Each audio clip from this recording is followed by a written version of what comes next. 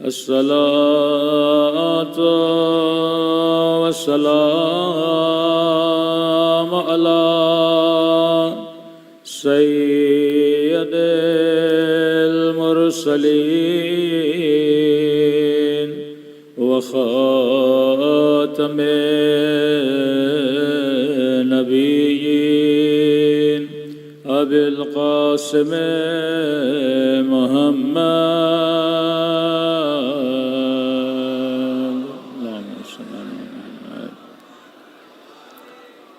وعلى آله الطيبين الطاهرين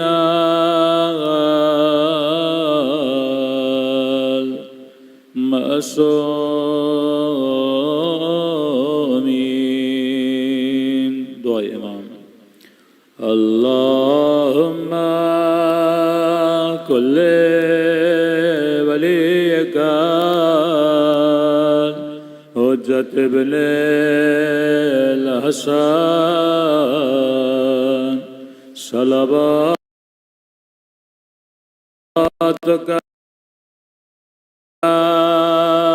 عليه وعلى آبائه في هذه الساعة وفي كل وليا وحافظا وقائدا ودليلا وعنا حتى تسكنه أرضك وتمتعه فيها طويلا برحمتك يا أرحم الراحمين. صلوات پڑھے محمد وعلى محمد. بسم اللہ الرحمن الرحیم. رب اشرح لی صدری ویسر لی امری واحلل عقدۃ من لسانی یفقہوا قولی. اما بعد فقد قال سبحانہ وتعالی یا ایہا الذین آمنوا اتقوا اللہ وکونوا مع الصابرین. صلوات پڑھے محمد وعلی محمد.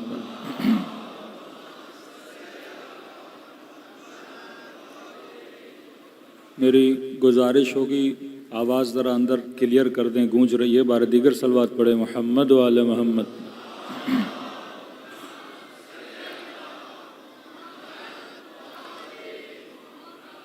پروردگار عالم اس ماہ محرم میں ہم سب کی عزاداریوں کو، عبادتوں کو اپنی بارگاہ میں قبول فرمائے، اور جو مقصد حیات لے کر فرش عذاب پہ تشریف لاتے ہیں، خدا ان مقاصد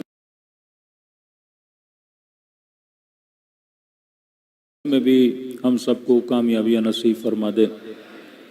عرض کر رہے تھے کہ معاشرے کی اصلاح بطریق کردار حسین اور اصحاب حسین. اگر آج کے زمانے میں کوئی طریقہ مسلمانوں کے پاس ہے کہ جس سے وہ اپنی زندگیوں کو سنوار سکیں، وہ زندگی امام حسین ہے کہ پورا سال نسلوں کو تباہ کرنے کی کوشش کی جاتی ہے بے حیائی کے ذریعے سے، فلموں، ڈراموں، سوشل میڈیا کے ذریعے سے. اور یہ 10 دن محرم کے امام حسین روح کی پلیدی کو مٹا کر انسان کو بلندیوں کی طرف لے کر جاتے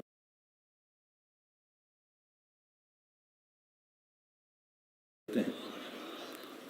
ایک نہیں سینکڑوں مثالیں ہیں ایسے لوگوں کی جو فرش عزا پہ آنے کے بعد جن کے وجود میں تبدیلی آ گئی. کوئی نماز نہیں پڑھتا تھا، ذکر حسین کی وجہ سے نماز پڑھنا شروع کر دی، کوئی زکوٰۃ و خمس کا پابند نہیں تھا، ان مجلسوں کی وجہ سے پابندی آ گئی، کوئی اپنے چہرے پہ اللہ کی نافرمانی سجاتا تھا، انہی مجلسوں کے صدقے میں چہرے پہ نورانیت آ گئی۔ تو یہ فرش عزا ہے جو انسان کے وجود کو فرش سے اٹھا کے عرش پہ لے کر جاتا ہے، ظلمتوں سے نکال کر نور کی وادیوں میں لے جاتا ہے۔ یہ نہیں کہ صرف یہ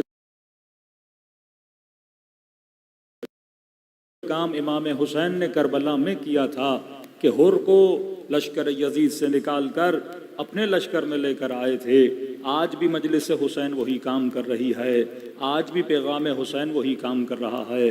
بس ضرورت اس بات کی ہے کہ پہلے تو ہم دوسروں کو ٹوکتے تھے، لیکن اب وہ کینسر، وہ بیماریاں، وہ لا تہذیبی اسلامی کلچر کو تباہ کرنے کی طرف ہماری نسلوں کو بھی لے جایا جا رہا ہے۔ ایک قرآن کی آیت ہے، اللہ کہتے ہیں ذرہ برابر بھی اگر باطل کی محبت تمہارے دل میں آ جائے تو یہ مت سمجھنا اس سے تمہارا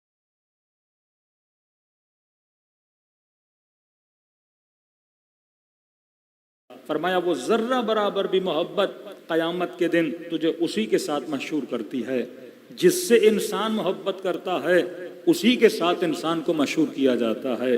یہاں تک روایت ہے کہ آواز ذرا کلیئر کر دیں، جہاں تک روایت ہے کہ جب انسان کے بدن سے روح نکالی جائے گی تو فرمایا جس چیز سے زیادہ محبت کرتا ہوگا اسی چیز کی طرف انسان کی توجہ ہوتی ہے، اور جتنی زیادہ توجہ ہوگی اتنی روح کے نکلنے میں اس انسان کو تکلیف ہوگی۔ بار دیگر صلوات پڑھے محمد و آل محمد۔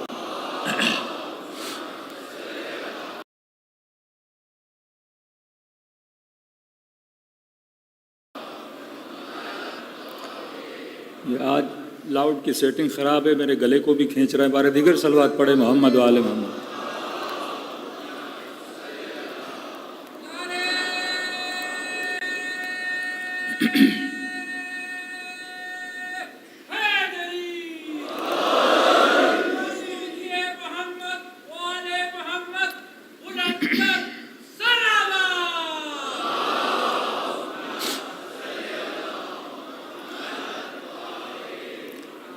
کل صرف 2 امام بارگاہوں کے لاؤڈ تھے تو پہلے ہی دن ہمارا گلا بیٹھ گیا۔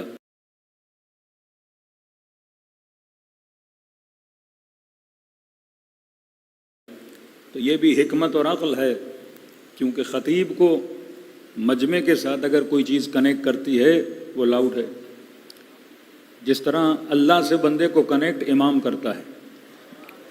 تو لاؤڈ خراب ہو تو خطیب کی آواز مجمع تک نہیں جاتی، اور امام خراب چنا جائے تو امت کا ستیہ ناش ہو جاتا ہے۔ یہ جو واسطے ہوتے ہیں ان کا صحیح ہونا بڑا ضروری ہے۔ IRC کا شرح میں نے یہ عرض کیا کہ آج شیعہ کنفیوز نہیں ہیں۔ کس چیز میں کنفیوز نہیں ہیں؟ محبت اور نفرت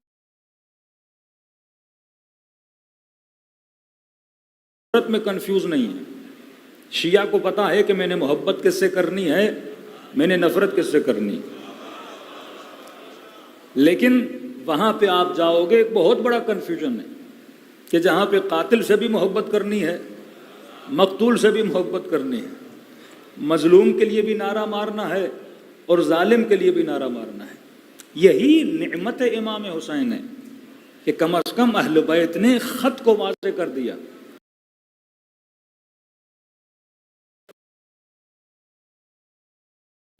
کم از کم یہ کنفیوژن ختم ہو گیا کہ بھائی میں نے اگر انتخاب کرنا ہے تو معیار کیا ہونا چاہیے؟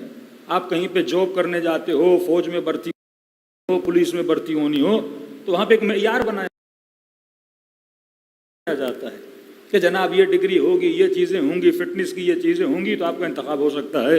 یہ میں مہذب معاشروں کی بات کر رہا ہوں، پاکستان کی بات نہیں کر رہا، کہ معیار یہ ہوگا تو آپ کا انتخاب کیا جائے گا۔ اسی طرح معیار محبت کیا ہے کہ یا رسول اللہ کس سے محبت کروں، یا رسول اللہ کس سے نفرت کروں؟ اب 2 ہی معیار ہیں، یا بولا جائے کہ محبت اس سے کی جائے گی جو اصحاب سے محبت کرے، یا بولا جائے گا محبت اس سے کی جائے گی جو اہل بیت سے محبت کرے۔ اب دونوں معیاروں کو اگر پریکٹیکل لے کر آپ آگے چلیں گے تو آپ پھنس جائیں گے۔ کہ یہ تہمت لگائی جائے کہ مثلاً شیعہ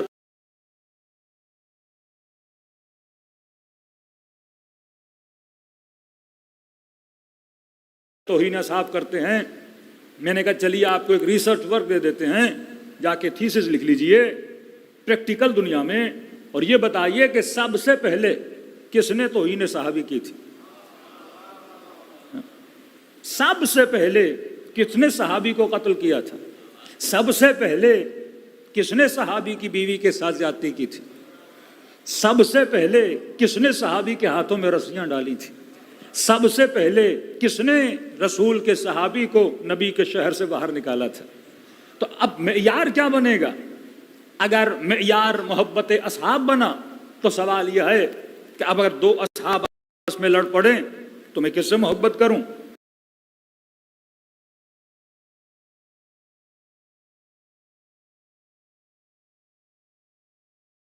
انسان کنفیوز ہو جائے گا.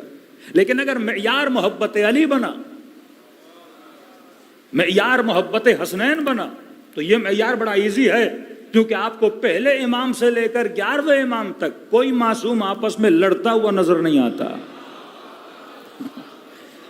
کہیں پہ نہیں دکھا سکتے کہ حسن کی امام حسین سے لڑائی ہوئی ہو، کہیں پہ نہیں دکھا سکتے امام زین العابدین کے ریاض باللہ امام حسین کے ساتھ اختلاف ہوا ہو. کا قاما وقعدا، اگر کھڑا رہے تو بھی امام ہے، اگر بیٹھ جائے تو بھی امام ہے.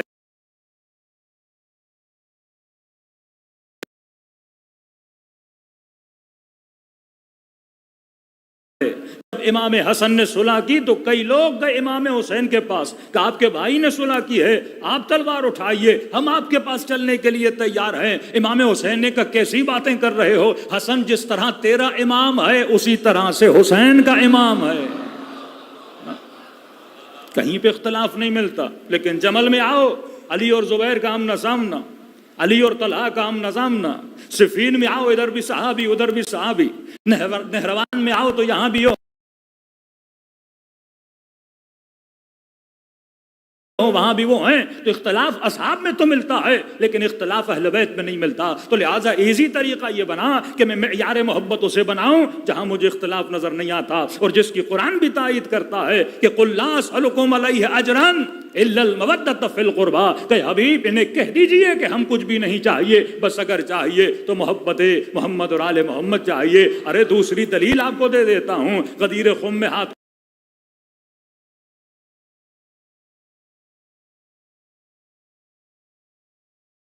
کو بلند کر کے کہا کہ من کنت مولا ہو فہذا علی مولا. چاہے مسلمانوں کی تفسیر کو مان لیا جائے کہ من کنت مولا کا ترجمہ یہ ہے کہ میں محمد سے جو محبت کرتا ہے وہ علی سے محبت کرے، مجھ محمد کو جو دوست رکھتا ہے وہ علی کو دوست رکھے. تو کم از کم حق و باطل کا معیار بناؤ تو علی کی دوستی کو بناؤ. جو علی کا دوست ہے وہ حق ہے، جو علی کا دشمن ہے وہ باطل ہے. صلوات پڑھے محمد وعلی محمد پڑھے.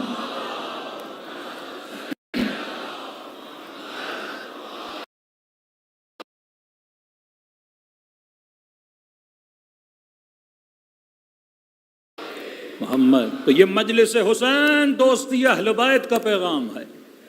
ہم دنیا والوں کو بتاتے ہیں کہ ہم اہل بیت کے دوست ہیں، ہم اہل بیت سے محبت کرتے ہیں، ہم ان کے غموں میں غمگین ہوتے ہیں، ہم ان کی خوشیوں میں خوش ہوتے ہیں. لیکن شاید کوئی کہے کہ یہ رونا بدعت، شاید کوئی کہے کہ یہ رونا شرک. یہ الگ موضوع ہے کسی اور مجلس کا، لیکن اشارہ صرف دے رہا ہوں کیونکہ یہاں ربط بن رہا ہے. مکتب اہل بیت مکتب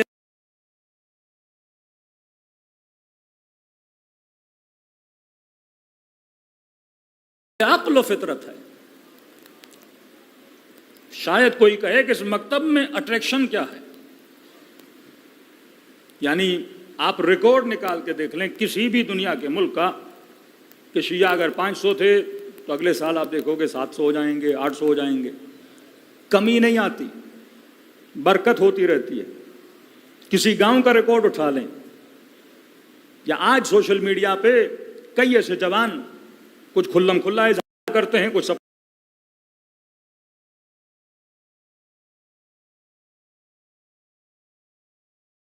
سپورٹ میں نام یا نہیں لوں گا، ان کے لیے مسائل نہ کریٹ ہو جائیں.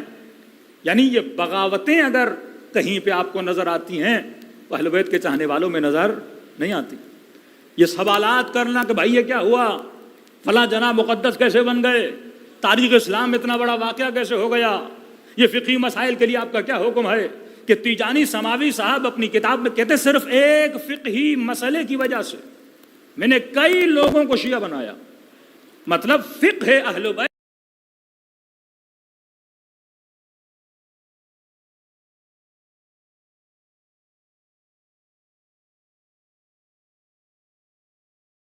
میں بھی اتنی اٹریکشن ہے کیونکہ یہ فقہ عقل اور فطرت کے ساتھ جڑی ہوئی فقہ ہے۔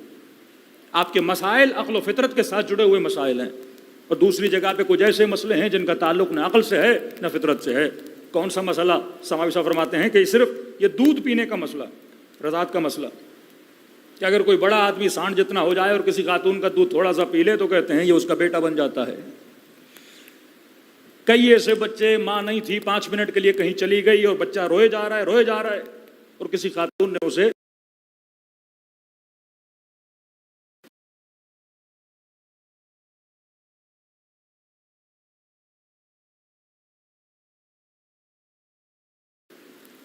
اب کہا کہ یہ آپ کا کیا بن گیا، بیٹا بن گیا۔ فقہ اہل بیت میں فرمائے بچہ اتنا دودھ پیے کہ جس دودھ سے اس کا خون اور گوشت بنے، کم از کم 7 مرتبہ 8 مرتبہ، یعنی 1 پیٹ 2 پیٹ 3 پیٹ، یعنی 6-7 پیٹ اس کے بھرے اس دودھ سے، تب جا کے یہ کیا بنتا ہے، بیٹا بنتا ہے۔ اب ایک جناب نے بچپن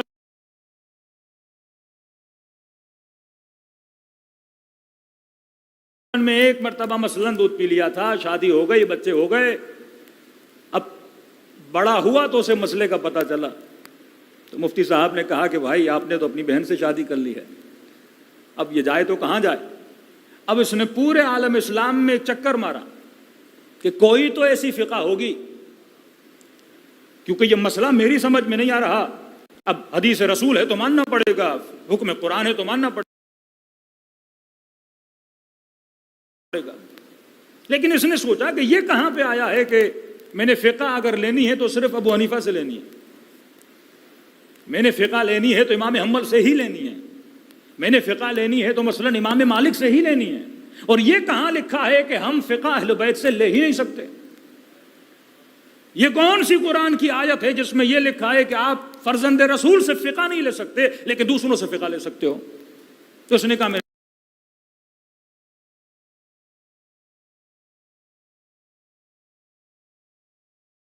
چاروں فقہوں کی اسٹڈی کی، اور جب فقہ امام جعفر صادق علیہ الصلوۃ والسلام کو پڑھا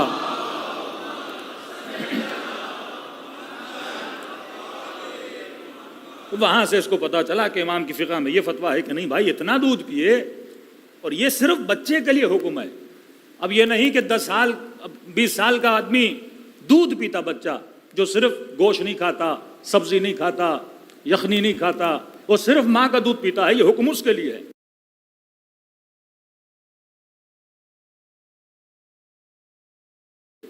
لیکن وہاں یہ ہے کہ بڑا بھی ہو جائے، 20 سال کا جوان ہو گیا، مارکیٹ میں چرغے ورغے کھا کے آیا، اور کسی نے کہا کہ ہم آپ کو اپنا بیٹا بنانا چاہتے ہیں لہٰذا تھوڑا سا دودھ پی لیجئے، تو کہا یہ بھی کیا ہو جاتا ہے بھائی، ہو جاتا ہے۔ معصوم نے کہا نہیں، صرف دودھ پیتا بچہ، وہ بھی اتنا دودھ پیے کہ اس سے اس کا کیا بنے، گوشت اور خون بنے۔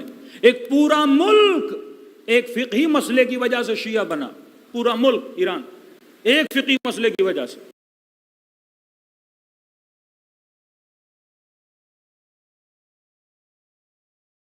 بادشاہ کو غصہ آ گیا، بیوی کو طلاق دے دی۔ مفتی صاحب نے کہا اب تو ہوگا حلالہ۔ اب بادشاہ غیرت مند، شاید رات کو نشے میں بھی تھا، غصے کے عالم میں بیوی کو دے دیا۔ صبح جب اٹھا تو بیوی دیکھنے کے لیے نہیں آ رہی، پانی لے کر نہیں آ رہی، خدمت کرنے کے لیے نہیں آ رہی۔ کہ بادشاہ سلامت، مفتی صاحب کا فتویٰ ہے کہ طلاق ہو جاتی ہے۔ وہ بھی اگر اس مکتب میں آیا فقہ اہل بیت کی وجہ سے کہ میرے چھٹے امام فرماتے ہیں طلاق وہ ہوش و حواس میں دے، نشے میں کیے ہوئے فیصلے، غصے میں کیے ہوئے فیصلوں کی کوئی معیار نہیں ہوتی، کوئی قدر و قیمت نہیں ہوتی۔ تیسرا مسئلہ، انڈیا میں اتنا بڑا کیس چلا کہ اگر ایک مرد 3 مرتبہ بیوی کو کہہ دے کہ میں نے تمہیں طلاق دی اور طلاق دی، کہ یہ 3 طلاقیں ہو جاتی ہیں۔ میں نے کسی صاحب سے کہا اگر 100 بار کہے تو پھر کتنی ہو جاتی ہیں؟ یہ تو اسی قاضی کا فیصلہ ہوا جس نے کہا فلاں جناب کو 100 مرتبہ پھانسی دی جائے۔ جناب موت تو ایک ہی بار آتی ہے، اب آپ اسے 1000 بار پھانسی دو یا اسے 200 بار پھانسی دو، تو اگر 100 مرتبہ بھی کہے میں نے طلاق دی، وہ طلاق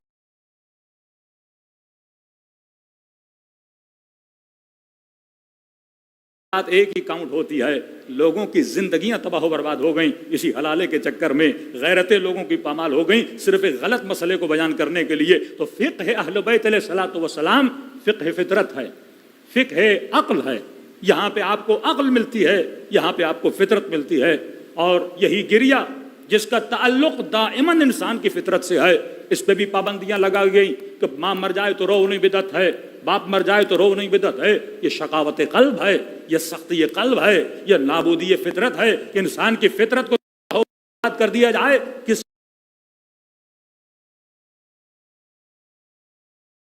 کے ذریعے؟ گریے کو روکنے کے ذریعے سے۔ صلوات پڑھے محمد والے محمد پر۔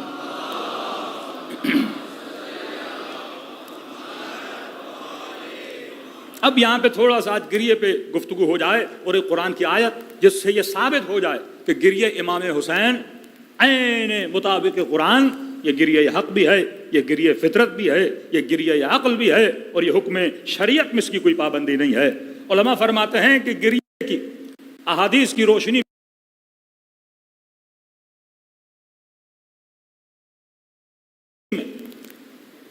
کہ انسان اگر کسی چیز کا اظہار کرنا چاہے تو اظہار کرنے کے 3 طریقے ہوتے ہیں۔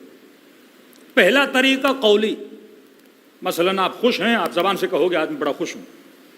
آپ غمگین ہیں تو آپ زبان سے اظہار کریں گے کہ آج میں بہت غمگین ہوں۔ پہلا یہ طریقہ۔ دوسرا طریقہ ہے کتبی، کہ کئی لوگ ہیں وہ صحیح سے بیان نہیں کر سکتے لیکن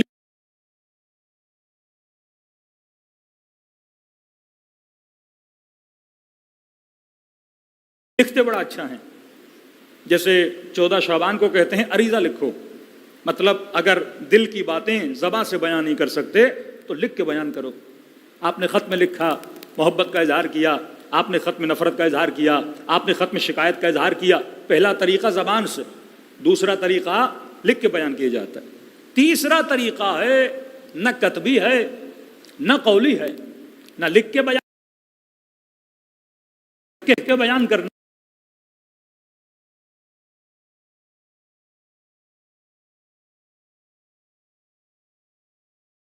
جو بہترین طریقہ ہے وہ کہتے ہیں چہرے سے اظہار کرنا۔ کیا آپ نے کسی کے چہرے کو دیکھا، آپ نے کہا لگتا ہے کہ آپ آج رات سوئے نہیں، آپ کے چہرے پہ تھکاوٹ ہے، آپ کے چہرے سے لگتا ہے کہ آپ پریشان ہو، آپ کے چہرے سے لگتا ہے کہ آپ غمگین ہو۔ روایات میں جس چیز کی تاکید آئی ہے غم امام حسین کے لیے، فرمایا اظہار کس سے کرو؟ چہرے سے کرو۔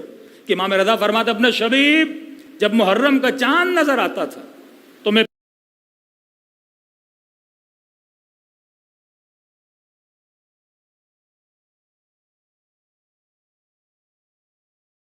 پہلی محرم سے 10 محرم تک اپنے بابا کے چہرے کو غمگین پاتا تھا۔ میرے بابا ہنسنا چھوڑ دیتے تھے، حالانکہ اہل بیت کے لیے مشہور ہے کہ ان کے چہرے پہ ہمیشہ مسکراہٹ ہوتی تھی۔ ایک بندہ جب بھی جس سے ملے مسکرا کے ملے، اور اچانک اس کی مسکراہٹ گم ہو جائے تو ہر بندہ پوچھتا تھا فرزند رسول کیا ہوا ہے؟ تو پھر فرماتے تھے آج محرم کا چاند نظر آیا، میرے جد حسین کو پیاسا مارا گیا، بے کفن مارا گیا۔ تو اظہار کرتے تھے کس کے ذریعے سے؟ چہرے کے ذریعے سے۔ اب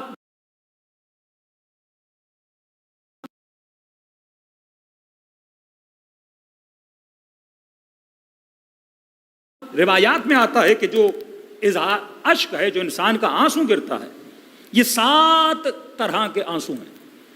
ہر آنسو کی تعریف نہیں کی گئی۔ کچھ آنسو ایسے ہیں جس کی مذمت ہے، کچھ آنسو ایسے ہیں جس کی مدح ہے۔ اب یہ مکتب اہل بیت، یہ مکتب عقل، یہ مکتب فکر، یہ مکتب فطرت بتائے گا کہ کون سا آنسو، یا مفتی نے فتویٰ دے دیا کہ ہر آنسو جو ہے وہ منع ہے۔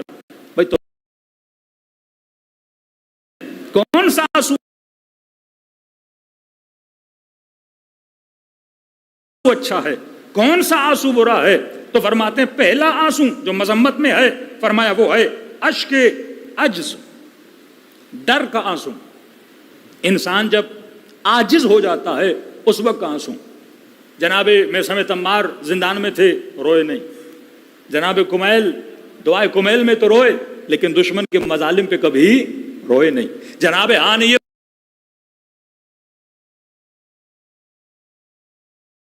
ابن عربہ ابن زیاد کی جب دربار میں گئے، اتنا ظلم ہوا، کبھی نہیں روئے. جناب مسلم ابن عقیل دانت گر گئے، بدن زخمی ہو گیا، عمارت کوفہ پر لے گئے، سر کاٹ رہے ہیں، کبھی ظالم کے سامنے نہیں روئے. لیکن جب نگاہ کربلا پہ پڑی، جب یاد حسین کی آئی، تو پھر آنکھوں سے آنسو جاری ہو گئے. ایک آنسو ہے آنسو عجز، ڈر کا آنسو، عاجزی کا آنسو.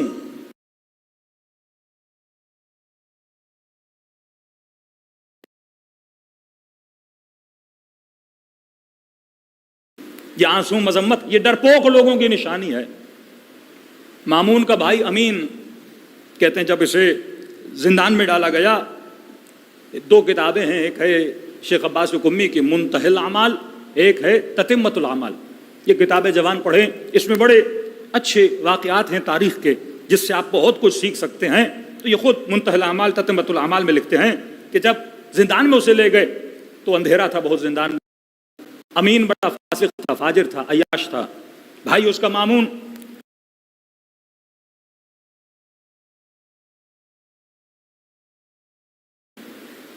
سوتیلے بھائی تھے ایک ہی باپ سے. تو اس کو پکڑ کے جب زندان میں ڈالا گیا تو کہتے زندان میں سے کچھ نظر نہیں آ رہا تھا، لیکن آہستہ سے جب پٹی کھلی تو اس کی نگاہ پڑی. اس کا اپنا ہی غلام تھا احمد ابن سودا. تو کہا کہ تم بھی یہاں ہو؟ کہا مجھے بھی زندان میں ڈالا گیا ہے.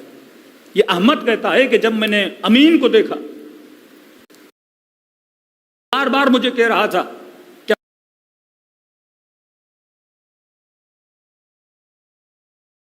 مامون مجھے چھوڑے گا یا مامون مجھے مار دے گا، کیا میں قتل کر دیا جاؤں گا. کہتا پوری رات زندان میں یہ کانپ رہا تھا، آنکھوں سے آنسو بہ رہے تھے. میں نے کہا نہیں بھائی، آپ خلیفہ کے بھائی ہو، آپ کو کون قتل کرے گا. کہا نہیں، شاید مجھے مار دے، کیا میں بچ جاؤں گا. کہا کہ خوف کی وجہ سے یہ زندان میں کانپ رہا تھا. میں نے کہا کہ امین نصف شب ہے، ہو سکتا صبح مجھے بھی پھانسی ہو جائے، میں نماز شب تو پڑھ لوں.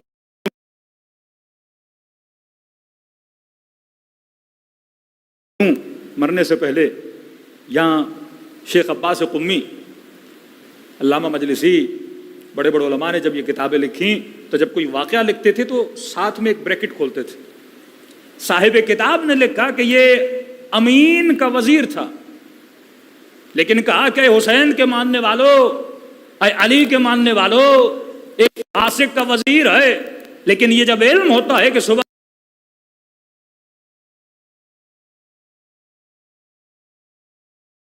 موت آنے والی ہے، وہ زندان میں اپنی نماز شب کو نہیں چھوڑتا.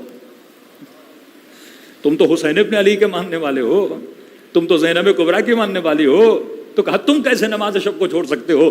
میں نے کہا مجھے نماز شب پڑھنی ہے. کہا خوف کی وجہ سے یہ کانپ رہا تھا اور کہنے لگا مجھے سردی لگ رہی ہے، مجھے اپنی باہوں میں لے لو. خوف کی وجہ سے کہتا تھوڑی دیر میں نے اسے اپنی باہوں میں لیا. اب میں نے کہا مجھے نماز تو پڑھنے دو. کہا نماز بھی پڑھنی ہے تو میرے ساتھ ہو جاؤ، کہیں ایسا نہ ہو کہ تم دور جاؤ گے، مجھے خوف آئے گا. کہ اتنے میں سپاہی زندان میں آئے اور امین کو لیا. یہ فریاد کرنے لگا کہ ارے میں ابن عم رسول ہوں، رسول کے چچا کا بیٹا ہوں، ارے میں آل رسول سے ہوں، مجھے کیوں قتل کر رہے ہو. ارے میں مامون کا بھائی ہوں، خلیفہ کا بھائی ہوں، مجھے کیوں قتل کر رہے ہو. فریادیں کرنے لگا، ہے کوئی مجھے بچانے والا، ہے کوئی مجھے اس کے چنگل سے نکالنے والا. اور آخر میں اس کا گلا کاٹ دیا گیا. یہ کون سا گریہ ہے؟ یہ عجز کا گریہ ہے، یہ ڈر کا گریہ ہے، جو ممدوح نہیں ہے، مذموم ہے. اچھا مامون تو دور کی بات ہے، یہاں پہ جب مشرف نے نواز شریف کو پکڑا تھا تو پوری قوم نے بندے کا رونا دیکھا تھا. یہ عجز کا گریہ ہے، یہ خوف کا گریہ ہے. زندان میں جاتے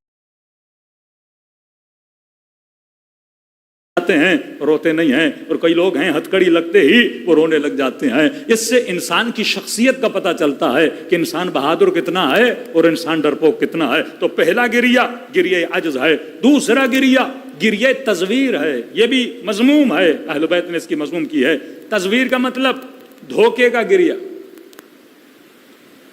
حیات الحیوان ایک کتاب ہے، اس میں ہم مثال دیتے ہیں مگرمچھ کے آنسو، یہ تصویر کے آنسو ہیں.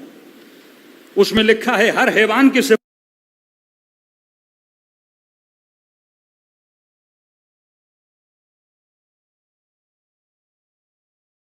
کو بیان کیا گیا. کہتے ہیں مگرمچھ جب شکار کے لیے نکلتا ہے تو اپنا جفت اپنے مادے کو اپنے ساتھ لے کے جاتا ہے، اور جب شکار کھا کے اس کا پیٹ بھر جاتا ہے اپنے مادے کو اپنی پیٹھ پہ بٹھا کے لے جاتا ہے، اور جب اس کا پیٹ کھا کھا کے بھر جاتا ہے تو یہ بھاری ہو جاتا ہے، اور جب بھاری ہو جاتا ہے تو اسی مادہ کو واپس نہیں لا پاتا. کیونکہ واپس نہیں لا پاتا اس کو وہیں گرا کے مار دیتا ہے، اور مارنے کے بعد اس کے جنازے پہ بیٹھ کے روتا ہے.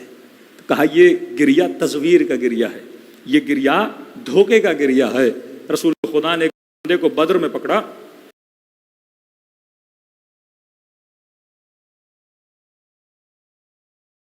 اور جیسے پکڑا تو یہ رونے لگا، یا رسول اللہ مجھ سے بڑی غلطی ہو گئی، یا رسول اللہ مجھ سے بڑی خطا ہو گئی، یا رسول اللہ آج کے بعد آپ کے مقابلے میں نہیں آؤں گا، آج کے بعد میں آپ سے لڑنے کے لیے نہیں آؤں گا، یا رسول اللہ میرے چھوٹے چھوٹے بچے ہیں، میں مر گیا تو میرے بچوں کا کیا ہوگا.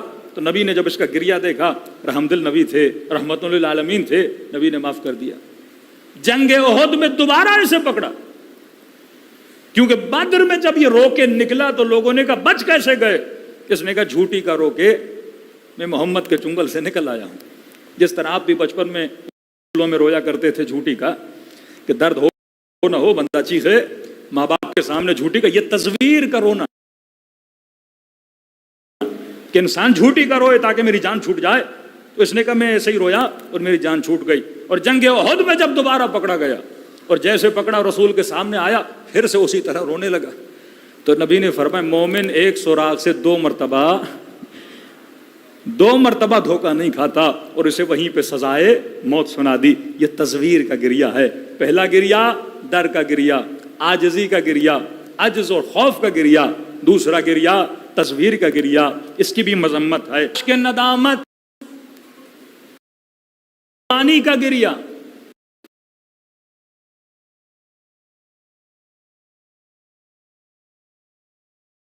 یہ ممدوح ہے. جناب نے گناہ کیا، آج پشیمان ہوئے، پروردگارا خطا ہو گئی. کسی مومن کے ساتھ ظلم کیا، زیادتی کی، آج ندامت آ گئی. یہ گریا اچھا ہے. اس گریے کی خدا تعریف بھی کرتا ہے کہ یا مجیب دعوت المضطرین، اے پریشان دلوں کی آوازوں پہ صدا دینے والے، اے گناہگاروں کی آواز پہ لبیک کہنے والے. کہ چوتھے امام یہ فرما اللہ کی آواز آتی ہے مجھے گنہگاروں کا رونا اپنے ملائکوں کی تسبیح سے زیادہ پسند ہے. جب کوئی گنہگار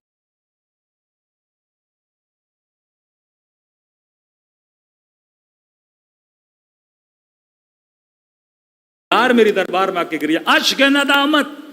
لیکن اس کی دو تقسیمیں ہوتی ہیں. ایک ندامت دیر والی ندامت، وہ بری ہے. ایک ندامت جلدی والی ندامت کہ آج گناہ کیا آج توبہ کرو، ایک سال پہلے گناہ کیا زندہ ہو توبہ کرو، یہ ندامت اچھی ہے. لیکن ایک ندامت کہ امام حسین نے ایک بندے کو بلایا، حر جعفی نہیں گیا امام حسین کے کہنے پہ، لیکن جب مولا شہید ہو گئے، اب جب کربلا پہنچا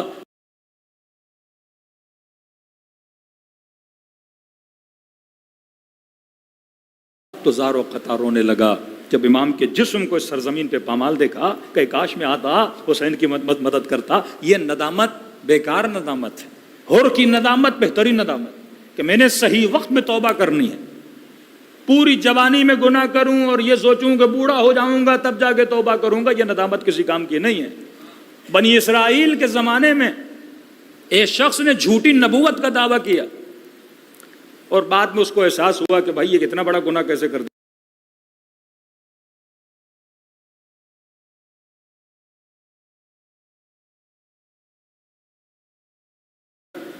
تو اس نے اللہ کے دربار میں توبہ مانگی کہ خدایا میں شرمندہ ہوں، میں جھوٹی نبوت کا دعویٰ کیا ہے.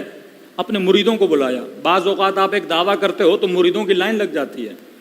ہمارے شیعوں میں یہ لائنیں بہت زیادہ ہیں. اور پھر مریدوں کو جمع کر کے کہا کہ جناب میں کوئی نبی وبی نہیں ہوں، میں نے جھوٹا دعویٰ کیا تھا. اب مرید جب کوئی بن جائے تو پھر وہ مرشد کی بات کو بھی نہیں مانتا. مرید نے کہا کہ بھائی آپ ہو نبی؟ کہ میں نبی نہیں خود کہہ رہا ہوں. کہ نہیں نہیں، یہ آپ کی انکساری ہے، یا آپ کا تقوی اتنا بلند ہے کہ آپ خود نہیں مان رہے کہ آپ نبی ہیں، لیکن ہمیں پکا یقین ہے کہ آپ کیا ہو؟ نبی ہو. اب یہ سر پکڑ کے بیٹھ گیا. اللہ نے اپنے نبی پہ وحی نازل کی کہ جا کے اسے کہہ دو میں تب تک معاف نہیں کروں گا جب تک گمراہوں کو واپس اپنے راستے پہ خود نہیں لاتا. جس نے گمراہ کیا ہے جناب آ رہا ہے امارت کوفہ پر، ایک ہی چیز کی ڈیمانڈ کر رہے ہیں. اس قدر خوف ہے پروردگار عالم کا اور کچھ نہیں. میں مرنے والا ہوں، اس مجمع میں کوئی ایک بندہ اٹھے کہ میں جب سے کوفے آیا ہوں میں نے 700 درہم قرضہ لیا ہے، کوئی میرے قرضے کو اپنے ذمے پہ لے تاکہ میں حقوق الناس، بندوں کا حق لے کے اللہ کے دربار میں اٹھایا نہ جاؤں. میرا پیغام رشتہ داروں تک پہنچا دے تاکہ مسلم کا قرضہ اتار لیا جائے. عمارت کوفہ پر ہے، موت کا خوف نہیں ہے، خوف خدا بول رہا ہے کہ بندوں کا خوف. یہ اشک، فرمایا اشک ندامت، اگر توبہ کا اشک ہو تو اچھا ہے اور صحیح وقت میں ہو تو اشک ندامت اچھا ہے. چوتھا اشک، اشک شوق. یہ اشک بھی ممدوح ہے کہ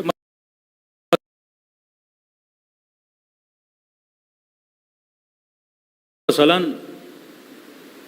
اللہ نے کئی سالوں کے بعد آپ کو بیٹا دیا، آپ نے جیسے اپنی گود میں اس بچے کو آتا ہوا دیکھا تو آپ کی آنکھوں میں آنسو آ گئے. یہ اشک شوق ہے.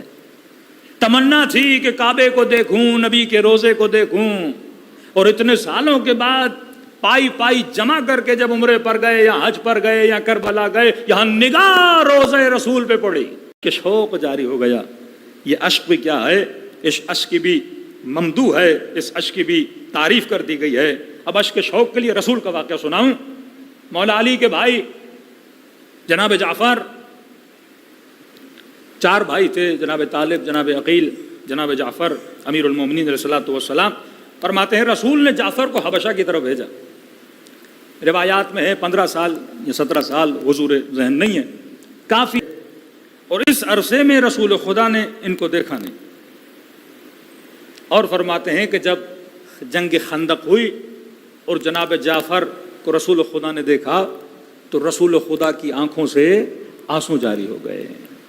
اتنے سالوں کے بعد جناب جعفر کے چہرے کو دیکھ کر نبی رونے لگے اور ان کو اپنے سینے سے لگایا. اسے کہتے ہیں اشک شوق. اور چھٹا 5واں اشک، اشک فقدان. کون سا آنسو؟ وہ آنسو جو کسی کے کھو جانے سے انسان روتا ہے. اشک فقدان آپ کو نظر آتا ہے جناب ایوب، جناب یعقوب، یہ انبیاء کا اشک آپ دیکھتے ہیں. حضرت ابراہیم جناب ہاجرہ اور اسماعیل کو جب اس سرزمین ذی زرع پہ چھوڑ کے جاتے ہیں کیونکہ فقدان ہو رہے ہیں، جدائی ہو رہی ہے، تو جناب حضرت ابراہیم کی آنکھوں میں آنسو آ جاتے ہیں. فقدان کا مطلب اگر کوئی چیز آپ کے ہاتھ سے چھوٹ جائے، مثلا آپ ایک نیکی کا کام کرنا چاہتے ہو، وہاں پہنچتے ہو لیکن آپ کی باری نہیں آتی. اب کے حوالے سے کہ یہ جو اشک امام حسین ہے یہ اشک فقدان بھی ہے، اشک محبت بھی ہے. کیسے؟ سورہ توبہ آیت 92 یعنی 91 اور 92. 91 آیت میں آپ پڑھیں گے، اس میں خدا یہ بیان کرتا ہے کہ جہاد 4 گروہ ایسے ہیں جن سے اللہ نے جہاد اٹھا دیا ہے. مثلا ضعفاء سے اٹھا دیا، فقراء سے اٹھا دیا. جو مریض ہے اللہ نے مریض سے مثلا جہاد اٹھا دیا ہے. ضعفاء اور مرضى سے اللہ نے جہاد اٹھایا ہے. آیت میں شان نزول بیان کرتا ہے ایک آیت کا. اور یہ عجیب ہے کہ 4 گروہوں کا خدا ذکر کرتا ہے، اور ان گروہوں کا ذکر کر کے 4 ٹولوں کا ذکر کر کے جب 92 نمبر آیت میں پروردگار عالم آتا ہے تو خاص طور پہ ایک آیت خدا نے پڑھی ہے اسی آنسو فقدان کے لیے کہ جب آپ کو کوئی چیز نہ ملے، آپ نہ پہنچ پاؤ، وہ چیز آپ کے ہاتھ سے چھوٹ جائے اور آپ کی آنکھوں سے آنسو بہنے لگے. کہ 7 لوگ جب رسول خدا جہاد پہ جا رہے تھے، 7 لوگ رسول خدا کے پاس آئے، کہا کہ یا رسول اللہ ہمیں بھی اپنے ساتھ جہاد پہ لے کر چلیے. تو اب بالکل رسول خدا تیار، گھوڑے پہ سوار ہیں، پورا لشکر تیار ہے، آمادگی ہے کہ جہاد کے لیے روانہ ہوا جائے. جب ان 7 لوگوں کو دیکھا تو نہ تلوار تھی، نہ زرہ تھی، نہ کوئی تیر و کمان تھا، نہ کوئی سواری تھی. تو رسول خدا نے کہا ہے میں آپ لوگوں کو ساتھ نہیں لے کر جا سکتا.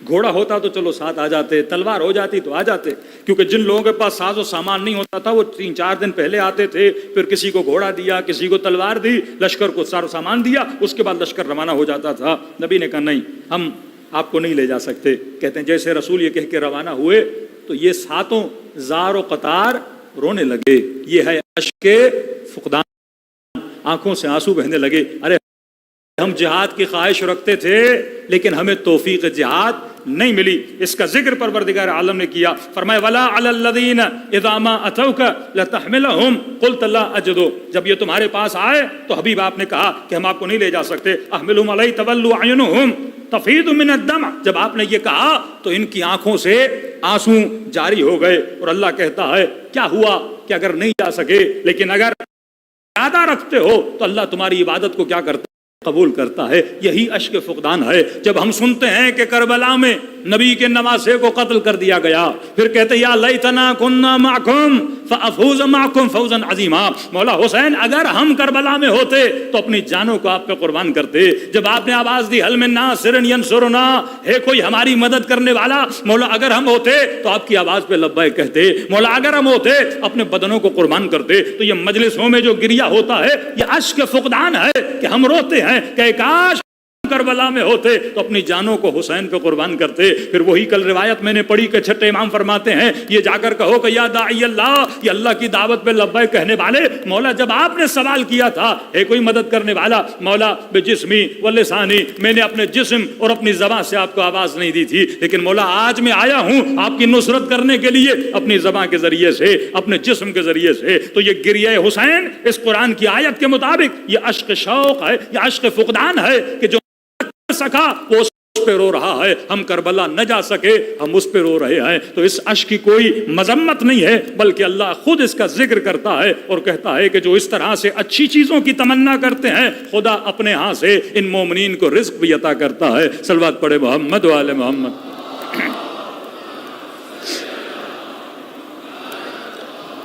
بس وقت بہت گزر گیا، 2 اشک اور ہیں۔ چھٹا آنسو اشک رحم ہے، یہ انسان وہ اشک جو رحم دلی کی وجہ سے، وہ آنسو جو رحم دلی کی وجہ سے آتا ہے۔ رسول خدا کے بیٹے جناب ابراہیم 18 مہینے کے نبی کی گود میں جان دی اور دنیا سے چلے گئے۔ کہتے رسول نے زار و قطار رونا شروع کر دیا۔ کچھ دیکھنے والوں نے اعتراض کیا یہ نبی ہے بیٹے کے جانے پہ رو رہا ہے۔ تو رسول نے فرمایا یہ اعتراض کے آنسو نہیں ہیں، یہ رحم کے آنسو ہیں۔ من لا یرحم لا یرحم، جو رحم نہیں کرتا اللہ بھی اس پہ رحم نہیں کرتا۔ یہ رحم دلی کی نشانی ہے۔ حابیل و قابیل کا واقعہ، کہتے ہیں 1 مہینے تک حضرت ابراہیم روتے رہے، 1 مہینے تک۔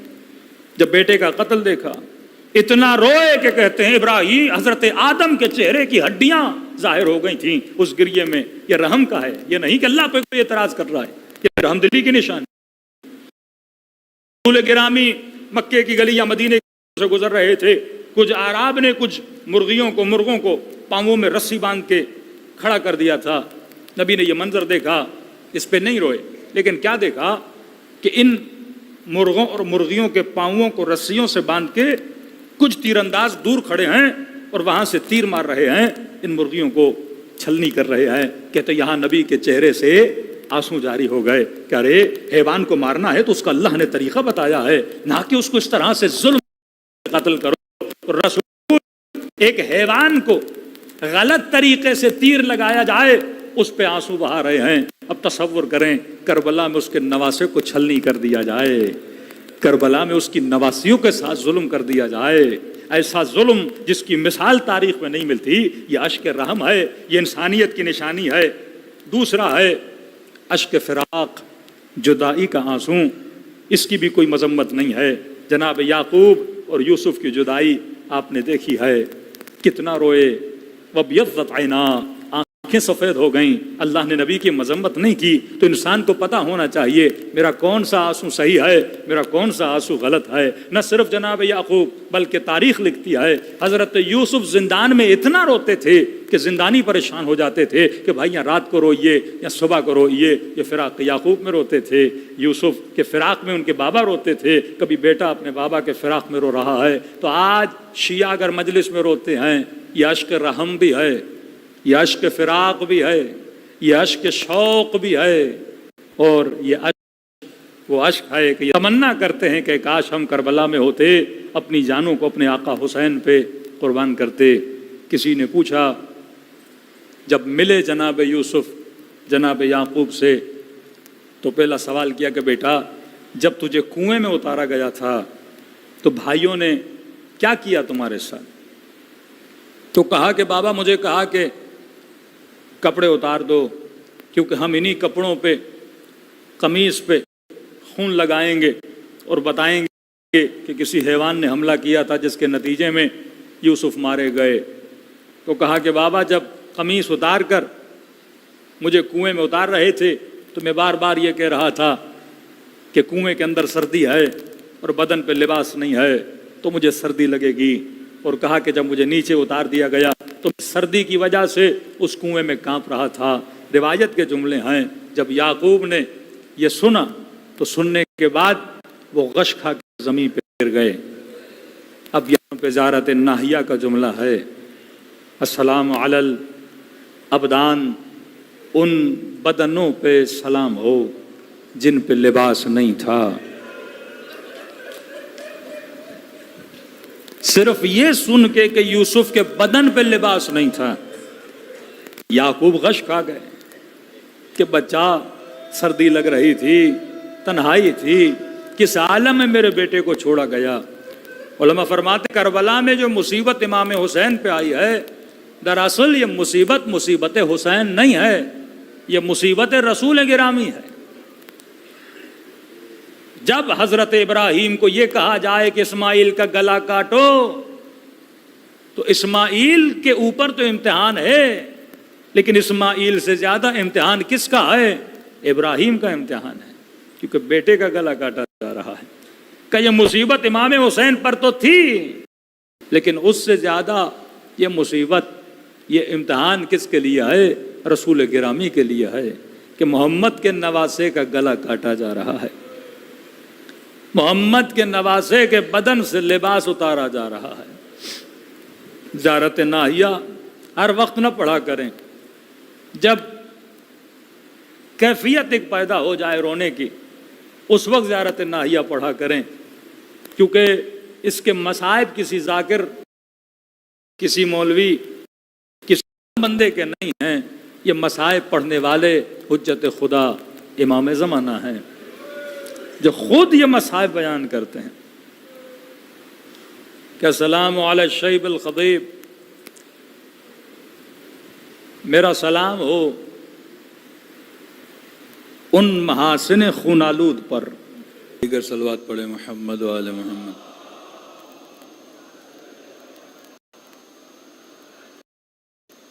کہ میرا سلام ہو ان محاسن خون آلود پر. کہا کہ جب صبح سے شام تک لاشیں اٹھا اٹھا کر تھک چکے حسین, وقت غروب قریب تھا جیسے یہ ابھی وقت غروب ہے,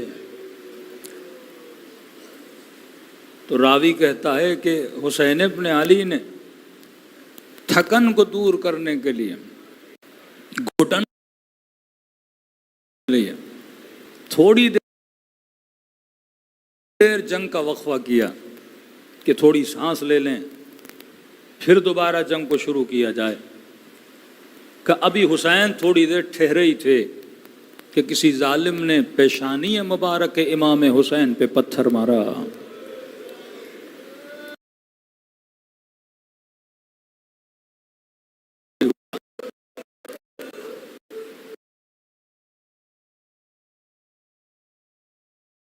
یہاں امام حسین نے چہرے سے خون کو ہٹانے کی نیت سے ہاتھ بڑھایا کہ ابھی ہاتھ بڑھا نہیں تھا کہ ہرملا نے حسین کو تیر مارا.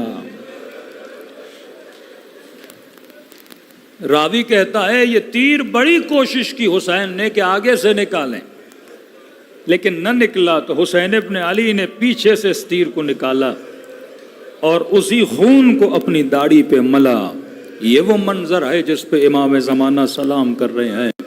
فعل الخد تام ہو اس چہرے پر کہ اب جب خون بہا اور چہرے کی داڑھی پہ خون ملا کہ اب حسین کے بدن میں طاقت نہ رہی، گویا آنکھوں پہ اندھیری آ گئی، اور کہا کہ چہرے کے بل سرزمین کربلا پہ گرے. یا آپ سن رہے ہو امام زمانہ دیکھ کے بیان کر رہے ہیں کہ اے مومن، ان دنوں میں اگر تیرا دل غمگین ہو جاتا ہے تو یہ تیرا کمال نہیں ہے، یہ توجہ قلب امام زمانہ ہے کہ جو ہمارے دلوں پر ہوتی ہے. آغا جعفر مجتہدی فرماتے کبھی کبھی اچانک صبح سے لے کے شام تک روتے تھے، دل مرتبط ہو گیا تھا امام زمانہ سے. اور جب کسی مومن سے ملتے تھے اور پوچھتے تھے آج کون سا دن ہے، اور مومن بتا دیتا تھا قبلہ مثلا آج فلاں امام کی شہادت ہے، تو کہتے تھے میں تبھی کہوں صبح سے ابھی تک میرا دل رو کیوں رہا ہے. جب دل حجت خدا سے مل جاتا ہے تو میرے عزیز اس میں گریہ جاری ہو جاتا ہے. دلوں کربلا کی طرف روانہ کریں، سلام اس وجود اور مقدس امام حسین پہ جس کی ذات کی وجہ سے آج ہماری زندگیاں روحانیت میں بدلی ہوئی ہیں. سب مل کے السلام علی الحسین وعلی علی ابن الحسین وعلی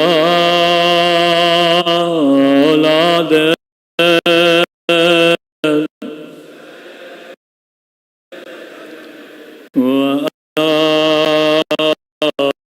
اصحاب. بلند آواز سے السلام علی وعلی علی ابن وعلی اولاد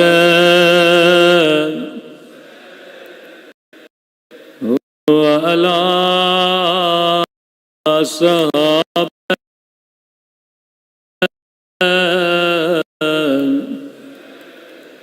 میرا سلام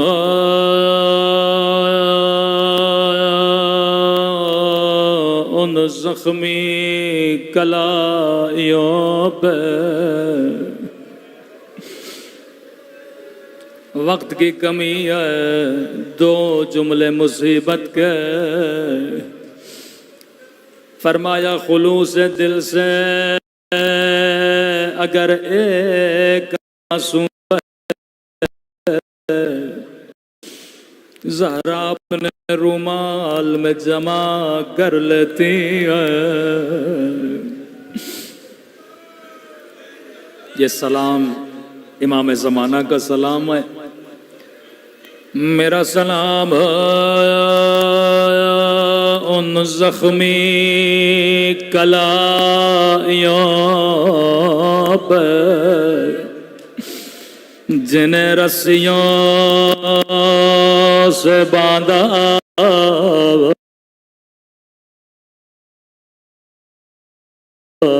گیا تھا.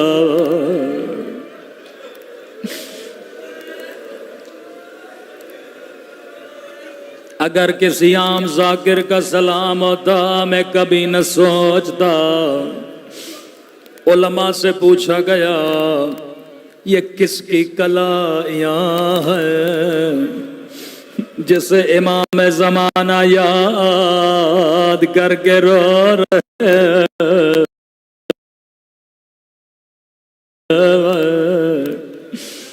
فرمایا یہ کلائیاں زینب کی کلائیاں ہے. شریکت الحسین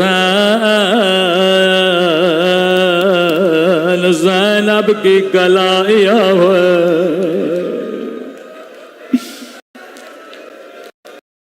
پھر میں نے بڑا سوچا بی بی زینب پہ تو بڑے بڑے مصائب آئے، ظالم نے تازیانہ مارا، امام نے وہ سلام نہ دیا،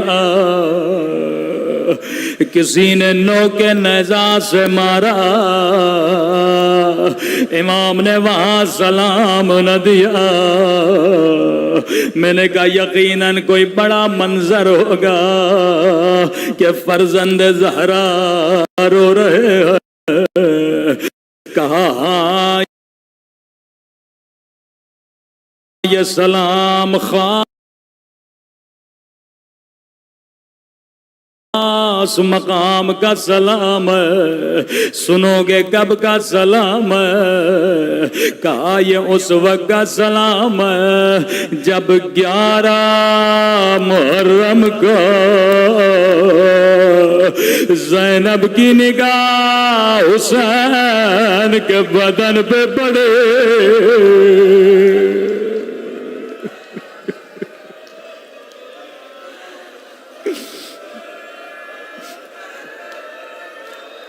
بہت پرانا جملہ ہے،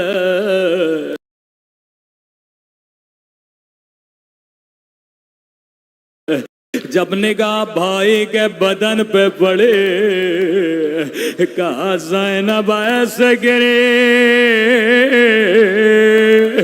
جیسے عباس گھوڑے سے گرے تھے۔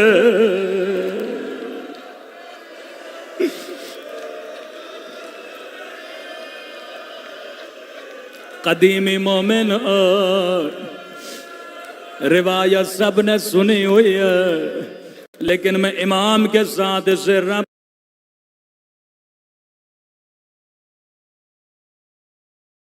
دینا چاہتا ہوں۔ شاید کوئی مومن، شاید کوئی بچہ کہے مولانا یہ کیا پڑھ دیا کہ زینب ایسے گری جیسے عباس گھوڑے سے گرے تھے۔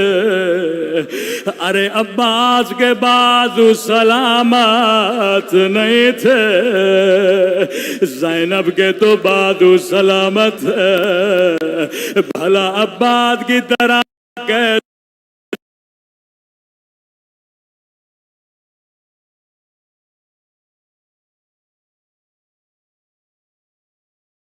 گرے؟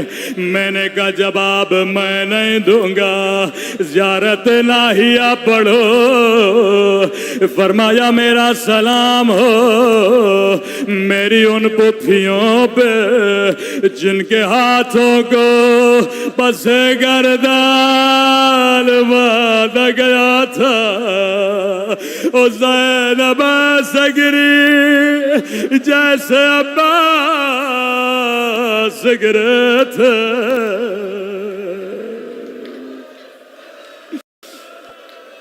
علی لعنت اللہ۔